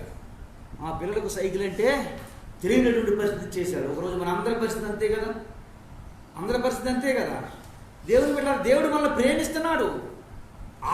ఆ రోజుల్లో మనం పుట్ల. ఏ రోజుల్లో? స్వతంత్రం వచ్చినట్టు కొత్త కాలంలో పుట్ల. ఆ రోజున ప్రతి పని ఎందుకు ప్రయాసపడేవాడు చెప్పండి? వారు పొట్ట పోసుకోవడానికి భయపడేవాడు. ఈ రోజున పొట్ట పోసుకోవడానికి ఎవరైనా ప్రయాసపడి ఉన్నాడా? ఎవడూ లేడు. ఆస్తుల సంపాదన కొరకే ఆరాటపడుతూ ఉంటారు. దేవుని బిడ్డలారా, ఇక్కడ విషయాన్ని గమనించండి. యెరొబోము అంటూ ఉన్నాడు, ఇదిగో దేవునికి లోబట్టు కంటే దేవుని మందిరానికి వెళ్ళిపోతారు కనుక ఆ దేవుని మందిరానికి సంబంధించిన నమూనా ఏం చేస్తానని ఇక్కడ గట్టెడతారు. దేవునికి ప్రతిగా, ఆరాధనకు ప్రతిగా కానికిచ్చి దేవుణ్ణి మెప్పించగలవా నువ్వు? ఆరాధనకు ప్రతిగా దేవుణ్ణి నువ్వు కానికిచ్చి మెప్పించగలవా? కానుక ఏసై కోరుకుంది, కానుక ఏసై కావాల్సింది. కానుక కావాలితే నువ్వెందుకు? దేవుడు చెప్పేవాడు ముందు, అయ్యా కొన్ని రోజులు నాకు కానుక పెట్టేసి వెళ్ళిపోమని. కానుకిచ్చి మెప్పించవచ్చు అని చెప్పి బైబిల్లో మొట్టమొదట మనందరూ అన్నాడు. ఎవరైనా అన్న పేరు? కయ్యోను. మనందరికీ పెద్ద అన్నాడు. ఎందుకంటే మొట్టమొదట పురుషుడికి స్త్రీకి పుట్టినటువంటి మొట్టమొదటి వ్యక్తి ఎవరో పెద్దన్న. భూమిలో పడినటువంటి భాగాన్ని తీసుకెళ్లి దేవుని ఆరాధన. దేవుడు ఏమన్నాడు? నీ ఆరాధన నాకు వద్దు, నీ హృదయం ఏం లేదు, సరిగా లేదు. దేవునికి బదులు ఆ దేవుణ్ణి ఆరాధించవలసి స్థానం యెరూషలేములో ఉండగా, యెరూషలేముకు బదులు ఎక్కడ పెట్టించాడంట? తానున్నటువంటి ప్రదేశంలోని ఒక బలిపీఠాన్ని కట్టి తానే బలర్పించడానికి ఎక్కిపోయాడంట. ఇప్పుడు పేరు లేని సేవకుడు వచ్చాడు అనుకుందాం. మీరు క్రమం లేనటువంటి జీవితాన్ని జీవిస్తున్నారు. మీరు నాలుగు నలుగురు విశ్వాసులకి ఒక సేవకుడు, నలుగురు విశ్వాసులకి ఆయన సేవకుడు, కేవలం నలుగురు విశ్వాసులకి ఒక సేవకుడు అనుకుందామా? కొంచెం అనుకుందాం. ఈ నలుగురు విశ్వాసులు సేవకుడు వచ్చి, ఈ సేవకుడు ప్రార్థన చేయక, విజ్ఞాపన చేయక, వారు ప్రార్థించగా దేవుడు ఒక స్థానాన్ని ఇచ్చి ఉన్నతమైన స్థానంలో వారిని దేవుడు నిలబెట్టాడు. మనం దేవుడి సేవకుడు వచ్చిన తర్వాత మనం కూడా ఆశీర్వదించబడ్డాము అని చెప్పి వారు కూడా సేవకుడు ప్రోత్సహిస్తూ ఉన్నారు. కాలక్రమేణా ఆ ప్రోత్సాహం ఏ విధంగా వెళ్ళిపోయింది అంటే, వారు అన్ని రకాలుగా ఆశీర్వదించబడ్డారు, అన్ని రకాలుగా దీవించబడ్డారు, అన్ని రకాలుగా ఆశీర్వాదం దేవుడు వారికి కలగజేశాడు. చూడండి ఇప్పుడు ఈ సేవకుడు వెళ్ళినప్పుడు వారు లేవులోనే ఉన్నారు, సేవకుడు లేవులోనే ఉన్నాడు అనుకుందాం కొంచెం. ఇప్పుడు సేవకుడు దీవించబడ్డాడు. ఎవరిని బట్టి? గొర్రెలను బట్టి కాపరి దీవించబడ్డాడు. గొర్రెలను బట్టి కాపరి ఆశీర్వదించబడ్డాడు. నేను చెప్పాను కదా, ఎప్పుడు చెప్తాను, అయ్యా నీళ్ళటి మధ్య ప్రసంగం చెప్పేటప్పుడు ఎక్కడ లేని డిస్టర్బెన్స్ అన్నీ వస్తుంటాయి. ఆరాధనలో డిస్టర్బెన్స్. సేవకుడు మన గొర్రెలు, ఎప్పుడు చెప్తా కదా నేను, గొర్రెలు కాపరి పని ఏంటి? గొర్రెలకు సర్వసమృద్ధి అయినటువంటి ఆహారము పెట్టుట. ఎక్కడ పచ్చికలు ఉన్నాయో, ఎక్కడ శ్రేష్టమైనటువంటి ఆహారం ఉందో, మేత ఉందో అక్కడికి తోలుకెళ్ళి సేవకుడు వాటిని ఏం చేయాలి? పోషించాలి. ఎప్పటికప్పుడు విశ్వాసుల్ని సేవకుడు ఏం చేయాలి? నూతనమైనటువంటి దేవుని వాక్యంతో బలపరుస్తూ, ఆధ్యాత్మికంగా వారిని సిద్ధపరుస్తూ, యేసు ప్రభు రెండో రాకడ ఇప్పుడు వస్తే ఇప్పుడు మేము రెడీ ప్రభా అని తోడు సిద్ధపరిచే వ్యక్తిగా ఉండాలి. మరి అయితే విశ్వాసం రెడీ అప్పుడు పాస్టర్ చేత కాపరి ఏం చేయలేడు, కాపరి ఏమీ చేయలేడు. ఆ లెక్కము, ఆ లక్ష్య ఆ విశ్వాసులు ఆధారపడి ఉంది. చూడండి, ఇప్పుడు రోజులు గడిచిపోయే ఇద్దరు వృద్ధిలోనే ఉన్నారు. అయితే ఇప్పుడు ఏ వ్యక్తులైతే దీనస్థితిలో ఉన్నతమైన స్థానంలోకి వచ్చారో అక్రమమైనటువంటి నడకలు నడుస్తూ ఉన్నారు. ఇప్పుడు ఈ సేవకుడు వారిని ఏం చేస్తా ఉన్నాడు? ఏం చేస్తాడమ్మా? గద్దిస్తూ ఉన్నాడు.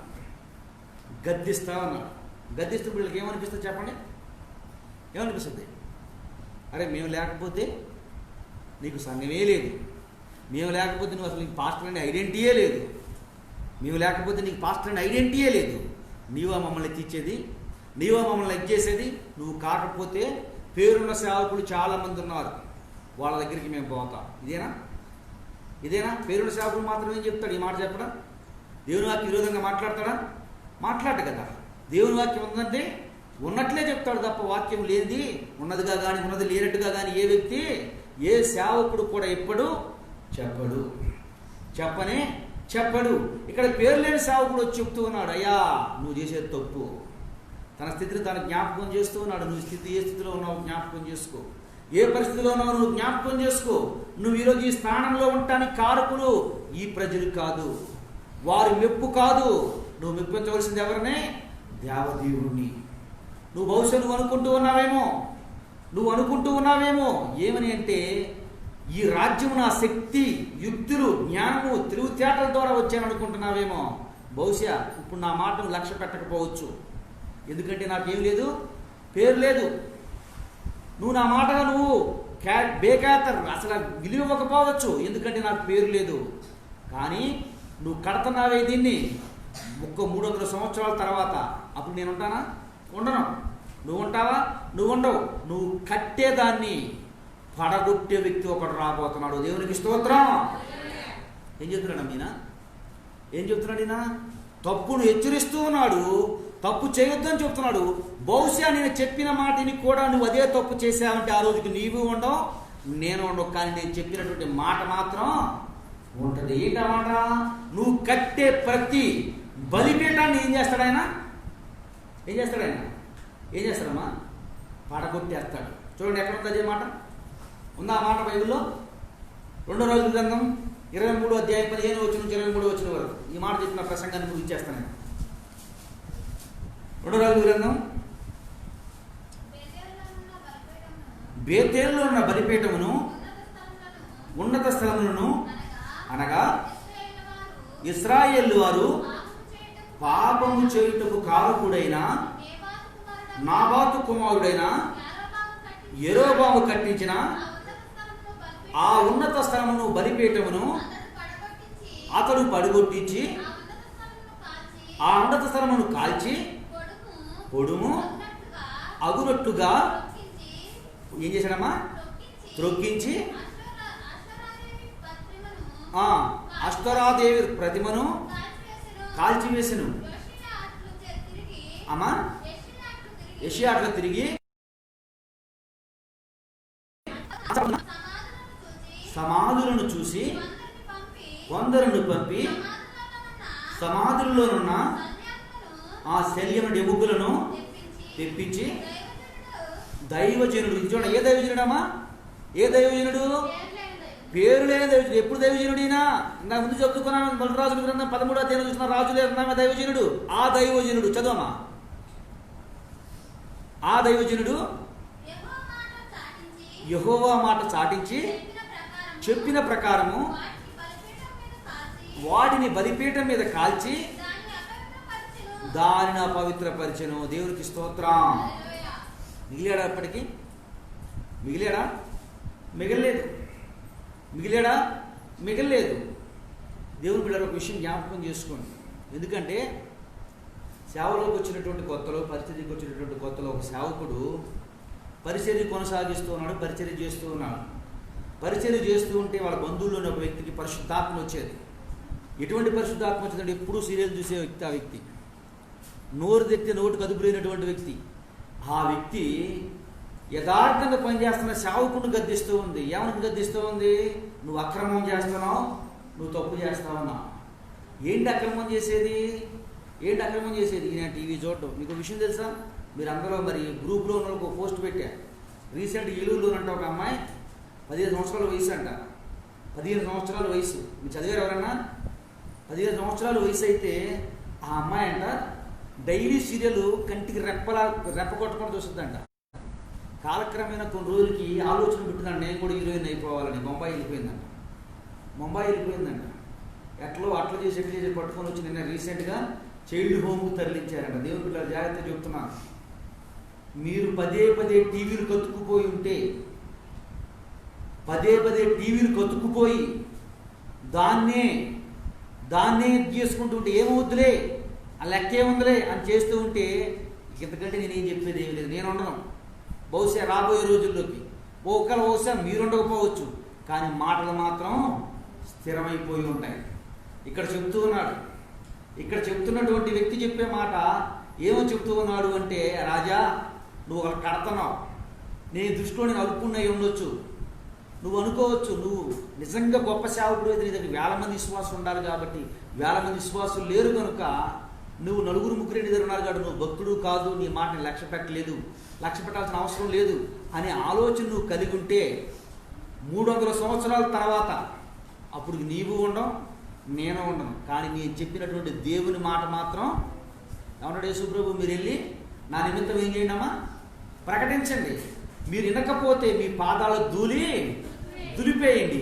అదే ఒక రోజు ఆ ధూళి ఏం చేస్తాడు? రేపొద్దునది ఈరోజు నువ్వు ఇంత నోరు చుంచుకొని నేను చెప్తా ఉన్నా, ఇంతగా మాట్లాడుతూ ఉన్నా, వాక్యం సరిగా చదవట్లేదు, ప్రార్థనా జీవితం సరిగా లేదు, సమయానికి ఆరాధన రావటం లేదు అని నేను చెప్తూ ఉన్నా మీరు లెక్క చేయకుండా ఉంటే ఒక రోజున ఆరాధన దొరకనటువంటి సమయం ఏడ్చే రోజు వస్తుంది. రాబోతున్నాయి, జరుగుద్ది. ఎందుకంటే మళ్ళీ రెండోసారి కరోనా మళ్ళీ సెకండ్ వేవ్ స్టార్ట్ అయిందంట. లేదా ఇంకా భయంకరమైన రోగాలు వస్తాయి. దేవుని వాక్యం చెప్తుంది మార్క్స్ వార్తలో. తెగుళ్ళు వస్తాయంట మొట్టమొదటి. తర్వాత ఏమొస్తుంది? కరువు వస్తుంది. తర్వాత ఏమవుతుంది? ఒకళ్ళనొకళ్ళు చంపుకుంటారు. దేనికి చంపుకునేది? ఆహారం కొరకు. మొట్టమొదటి ఏమొచ్చింది? తెగుళ్ళు. బహుశా ఇది ఇంకా స్టార్టింగ్ స్టేజ్ అనుకోవచ్చు. ఇంకా భయంకరమైన తెగుళ్ళు రాబోతున్నాయి ఆరాధన ఉండవప్పుడు. దేవుని మాట దొరికితే బాగుండు. ఆమోసు గ్రంథంలో ఉంటుంది. ఏమని ఉంటుంది అంటే, ఆహారం దొరకనటువంటి సమయం కలదు. ఆహారం దొరకనటువంటి సమయము కలదు. కనుక ఏం చేస్తారంటే, మీకు అవసరం అక్కర కలదు. ఇప్పుడు ఏం చేయండి? దాన్ని కూర్చుకొని దాచుకొని జాగ్రత్తగా కాపాడుకోండి. ఈరోజు వాక్యమే వినటానికే మనకు హృదయం లేకపోతే, వాక్యం చదవటానికే నీకు మంచి చక్కని కళ్ళు ఇచ్చాడు, మంచి ఒళ్ళు ఇచ్చాడు. ఇప్పుడు నాకు దగ్గర కూర్చోవడం ఇబ్బంది అయిపోవచ్చు, లావుకున్నా కాబట్టి. మీరు చక్కగా కూర్చోవచ్చు కదా, ప్రార్థన చేసుకోవచ్చు కదా. పనిని బట్టి ప్రార్థన లేదు, వాక్యం లేదు.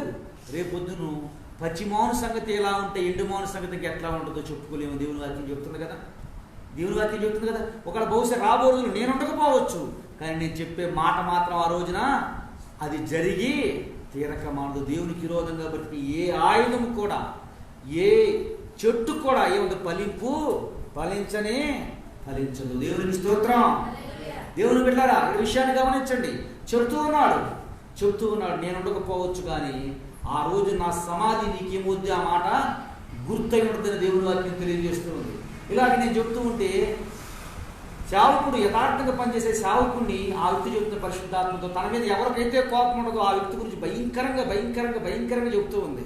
నిజంగా పరిశుద్ధాత్ముడు ఏం చేస్తాడు? ఎవరైనా తిడతాడా? ముందు ఆదరణతో కొద్ది చెప్తాడు మాటలు. వినకపోతే ఆయన ఒక్క మారు 2 మార్లు చెప్పిన దండించడం మొదలు పెడితే ఒకటే గుర్తుంచుకోండి, నీకు వాక్యం చెప్పే వ్యక్తి అయినా, వాక్యం ప్రకటించే వ్యక్తి అయినా అతని జీవితం కరెక్ట్గా ఉందా లేదా, అతను చెప్పే మాట వాక్యానుసారంగా జీవిస్తున్నాడు లేదని దాన్ని గుర్తెరిగి వాక్యం చెప్పే వ్యక్తి జీవితాన్ని ఒకసారి పరిశీలించుకుని వాక్యంలో ఉన్నటువంటి లోతులను చూసి వాక్యానుసారంగా క్రీస్తుకు సాక్షిగా బ్రతకమని దేవుని నామం పేరట మీకు మనం చేస్తున్నాం. చూడండి, ఇక్కడ 3 వ్యక్తులని పరిచయం చేశాను కదా. సొలొమోనును గద్దించాడు లోబడలా. సొలొమోనును గద్దించాడు లోబడలా. రాజ్యాన్ని తీసి యెరోబోముకి ఇచ్చాడు. యెరోబోము ఎందుకు లేని వాడికి ఒక అవకాశం ఇచ్చాడు. ఇచ్చిన అవకాశాన్ని ఏం చేసుకున్నాడు? ఆయన ఉపయోగించుకున్నాడన్న భ్రమలో బ్రతికాడు. బహుశా నీవు నేను కూడా భక్తి చేస్తున్నామని భ్రమలో బ్రతకొద్దు. భ్రమ అందరికీ భ్రమలోనే ఉంటుంది. యేసు ప్రభు సొంత తల్లిదండ్రులకి భ్రమలో బ్రతికారంట 3 రోజులు. ఉందా బైబిల్లో? 3 రోజులు యేసు ప్రభు తల్లి మరియమ్మ గారు యోసేపు గారు ఎట్లా బ్రతికారంట? భ్రమలో బ్రతికారంట. ఏమని? బంధువుల్లో ఉన్నాడులే అని చెప్పి 3 దినాలు ప్రయాణం చేసిన తర్వాత అర్థమైందంట, లేడు ఇక్కడ, మనం వెళ్ళవలసిన చోటు ఏరే సాటు ఉందని చెప్పి మరలా తిరిగి యెరూషలేములో ఆయన ఎంట పెట్టుకుని వచ్చారు. దేవుని బిడ్డలారా, భ్రమలో బ్రతకొద్దు. భక్తిలో ఉన్నామా? భ్రమలో కాదు. నిజమైనటువంటి భక్తి జీవితంలో ఉన్నామా లేదా అనే విషయాన్ని గుర్తుంచుకోండి. ఇక్కడ పేరు లేని సేవకుడు చెప్తూ ఉన్నాడు. రాబో 300 సంవత్సరాలు జరగబోయే ప్రవచనాన్ని ఈరోజు చెప్పాడు. పేరు లేదు కదా సేవకుడు, ఈయన మాట లేదేంట్లే, మన మధ్య తిరిగాడు కదా, మనకంటే చిన్నవాడు కదా, మన లెక్క ఏముందని వాక్యాన్ని వదిలివేసే వ్యక్తులుగా బ్రతుకుతూ ఉంటే యెరోబోము జరిగిన పరిస్థితి రాబో దినంలో జరగబోతుంది. కనుక మనమే దేవుని వాక్యం గద్దించగానే వాక్యానికి లోబడి వాక్యాన్ని విధేయతకు చూపుతూ మనకు ఆశీర్వాదకరంగా, మన కుటుంబానికి ఆశీర్వాదకరంగా, బిడ్డలకు ఆశీర్వాదకరంగా, అనేకులకు దీవెనకరంగా ఉండాలని దేవదేవుని వాక్యము మనందరికీ తెలియజేస్తుంది. చూడండి, ఇక్కడ సొలొమోను గారు తన కుమారుడిని శాశ్వతం పోవటానికి కారకుడు ఎవరమ్మా? రెహబాము 10 గోత్రాలను పోవటానికి కారకుడు ఎవరు? సొలొమోను గారే కదా. యెరోబోము కుమారుడు అద్భుతంగా చనిపోవడానికి కారణం ఎవరు? యెరోబోమే కదా. దేవుని బిడ్డలారా, ఈరోజు నీతో నాతో అందరితో చేస్తున్నాం. మనకున్నటువంటి సకల ఆశీర్వాదములు చూస్తూ కంటిలో నుంచి మనం చూస్తుండగానే ఆవిరైపోవటానికి కూడా కారణము బహుశా నీవు నేనే అయి ఉంటాం. మనల్ని మనం పరీక్షించుకొని క్రీస్తుకు సాక్ష్యార్థంగా కుటుంబానికి ఆశీర్వాదకరంగా అనేకులు దీవెనకరంగా జీవించాలని దేవుని నామం పేరట ఈ మాటలు చెప్పుచూ ఉన్నాను. ఎవరికి వారమే పేరు లేని సేవకుడు, విలువ లేని సేవకుడు, పేరు ఇవ్వలేదు కాబట్టి అతను లక్ష్య పెట్టాలని అవసరం లేదని ఎవరు ఊహించక బైబిల్ గ్రంథంలో చెప్పినటువంటి మాటలు, పేరున్నటువంటి సేవకుడు గురించి చెప్పినటువంటి ప్రవచనం నెరవేరింది. పేరు లేనటువంటి సేవకుడు చెప్పిన ప్రవచనం కూడా నెరవేరింది. మొట్టమొదటి పేరు లేని సేవకుడు ఎవరు? ఎక్కడొచ్చాడు? ఏలీ దగ్గరికి వచ్చాడు. నీ కుటుంబం రాబో దినంలో అక్రమంగా నడుస్తూ ఉన్నావు. ఏమైపోతుంది? నీ కుటుంబం ఏమైపోద్ది? ఎవరు ఉండరు. ఒకే రోజు అందరూ నాశనం అయిపోతారు. ఎందుకు చెప్తున్నాను? ఏమని చెప్పాడు? ఏం లేదు. అయిపోయిందా? 2వ పేరు లేని సేవకుడు వచ్చాడు. ఇశ్రాయేలు ప్రజలు కష్టం వచ్చింది. ఇశ్రాయేలు ప్రజలు పండించి పంట పండించారు, వచ్చి ఎత్తుకుపోతున్నారు, తోసుకుని వెళ్ళిపోతున్నారు. వాళ్ళ దగ్గరికి వచ్చి చెప్పాడు, మీ శ్రమకు కారణం ఇది, మీరు ఇప్పటికైనా సరి చేసుకోండి. 3వ పేరు లేని సేవకుడు ఎవరమ్మా? 3వ పేరు లేని సేవకుడు బైబిల్ రాసుకున్నారా మీరు? ఎవరో పేరు లేని సేవకుడు 3వ వ్యక్తి ఇప్పుడు ఎక్కడికి వచ్చాడు?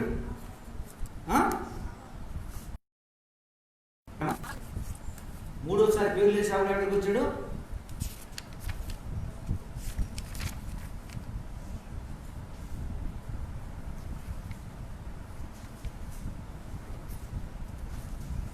ఆహాబు దగ్గరికి వచ్చాడు. ఏమని చెప్పాడు?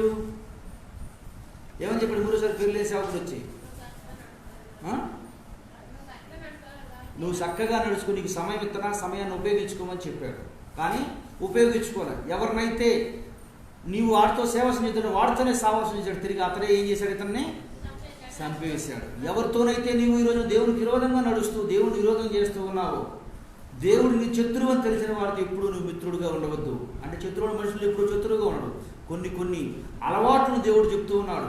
అయ్యా పేరు లేని సేవకుడు నుంచి ఇప్పుడు అయ్యా రాజా ఆహాబు, అతనితో నీవు ఎవరైతే సిరియలతో నీవు స్నేహం చేయొద్దని చెప్పి అతనితో సావాసం చేశాడు.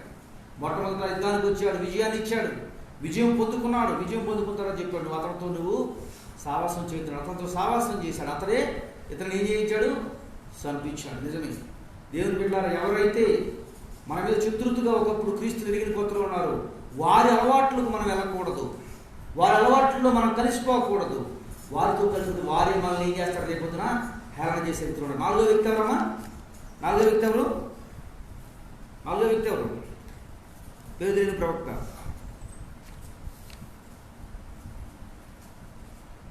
నాలుగో వ్యక్తి ఎవరు రాస్తున్నారు బైబిల్లో? ఐదో వ్యక్తి ఎవరు చెప్పండి? ఏదో మీల మీద యుద్ధం వద్దని చెప్తాడు కదా. ఎవరున్నారు యుద్ధం చేయొద్దంటాడు? హమాజియాకి చెప్తాడు, నువ్వు వాళ్ళ మీద నీవు ఎవరిని నీ బలం శక్తి చాలదనుకుంటున్నావు, వారి వైపు నువ్వు వెళ్ళొద్దు అని చెప్తాడు. ఐదోదిగా ఏం చెప్తున్నాడు దేవుడు? జరగబోవు సంగతుల ముందు తెలియజేస్తూ ఉన్నాడు. పేరు లేని సేవకుడు లక్ష్య పెట్టలేదు, లక్ష్యం ఉంచలేదు. మనకి ఏమైపోయారు వీళ్ళు? ఏమైపోయాడు? రాజ్యాన్ని పోగొట్టుకున్నాడు. యెరొబోము రాజ్యం పోయింది, యెరొబోము కుటుంబం సర్వనాశనం అయిపోయింది. దేవుని బిడ్డలారా, దేవుని వాక్యం తెలియజేస్తుంది. నిర్గమాకాండము 17వ అధ్యాయం 10వ వచనంలో దేవుని వాక్యం తెలియజేస్తుంది. మోషే చెప్పినట్లు యెహోషువ చేసెను. తర్వాత తన పరిపాలన నాయకుడిగా మార్చబడ్డాడు. ఇప్పుడు వరకు పేరు లేని సేవకుడు గురించి చెప్పాము. ఐదుగురు పేరు లేని సేవకులు ప్రకటించిన విషయాలను జ్ఞాపకం చేసుకున్నాం. వారు చెప్పినట్లుగా కూడా జరిగిందని నేర్చుకున్నాం. మరి కొంతమంది సేవకుల గురించి రాబో దినముల్లో చెప్పుకుందాం. క్రీస్తుకు సాక్షిగా నీకు ఆశీర్వాదకరంగా దీవెనకరంగా జీవిస్తూ దేవి హెచ్చరికమైన మాటలు హెచ్చరికగా తీసుకొని దాని ప్రకారం గద్దింపు. ఇంకో మాట చెప్తాను ఏంటారా? జ్వరం తగిలినప్పుడు డాక్టర్ గారు ఏం చేస్తారు చెప్పండి అమ్మా? ఎంతవరకు ట్యాబ్లెట్లు తప్ప ఇంజక్షన్ చేయరనమాట. ఇంజక్షన్ చేయగానే ఏమవుద్ది? గాయం అవుద్ది. అట్లని చెప్పి పెద్ద గుణపంతో పడవడు కదా, దేంతో పడుతాడు? సూత్తో పడుతాడు. నొప్పే ఉంటుంది. కానీ ఈ నొప్పి ఆ నొప్పిని ఏం చేస్తుంది? అర్థమవుతుందన్నమాట. జ్వరం తగిలింది, డాక్టర్ దగ్గరికి వెళ్ళాం, డాక్టర్ చెప్తాడు నీకు ఇప్పుడు ఇంజక్షన్ చేయాలి. ఇంజక్షన్ టేస్ట్గా బాగా చాలా ప్రశాంతంగా ఉంటుందా? చేసేటప్పుడు ఏమొస్తుంది? నొప్పి వస్తుంది. బహుశా ఈరోజు నేను మాట్లాడిన మాటలు మీకు నొప్పి కలిగించవచ్చు, బాధ కలిగించవచ్చు. ఈ చిన్న నొప్పి ఆ భయంకరమైన నొప్పి నుండి తప్పిస్తుంది. అవునా కదా చెప్పండి? ఈ చిన్న నొప్పి ఆ భయంకరమైన నొప్పి నుండి ఈ నొప్పిని నేను తట్టుకోలేను అంటే ఆ నొప్పిని ఇంకెట్లా తట్టుకోగలవు? ఈ నొప్పిని తట్టుకోగలిగినప్పుడే ఆ నొప్పి నుంచి విడిపించగలవు. ఈరోజు మాట్లాడిన మాటలు ఎవరు హృదయాలను గుచ్చుకొని ఉంటే సంతోషం. ఎందుకని అంటే కుష్ఠవ్యాధుల గురించి తెలుసు కదా మీకు. కుష్ఠవ్యాధులకి కళ్ళు చేతులు పనిచేయవు. ఎందుకు పనిచేయమంటే ఒక కళ్ళలోకి దుమ్ము పడకంగానే కళ్ళు అంటే మూసుకుంటాం మనం. కుష్ఠవ్యాధులకు తెలియదంట స్పర్శ తెలియకపోవడానికి కళ్ళలో పడినా కానీ ఊరుకుండా కొన్ని క్రమేణంగా దుమ్ము పడి ఇంట్రెస్ట్ వచ్చి కళ్ళు రెండు పోతాయి. అలాగే చేతుల మీద దుమ్ము పడినా వాళ్ళకి స్పర్శ తెలియదు కాబట్టి అట్లాగే ఉండిపోతుంది. చేతులు ఏమంటే ఒక రస్సి పుండు కనుక తినేసుకుంటూ వెళ్తుంది. ఎందుకని? వాళ్ళకి ఏం తెలియదు? స్పర్శ తెలియదు.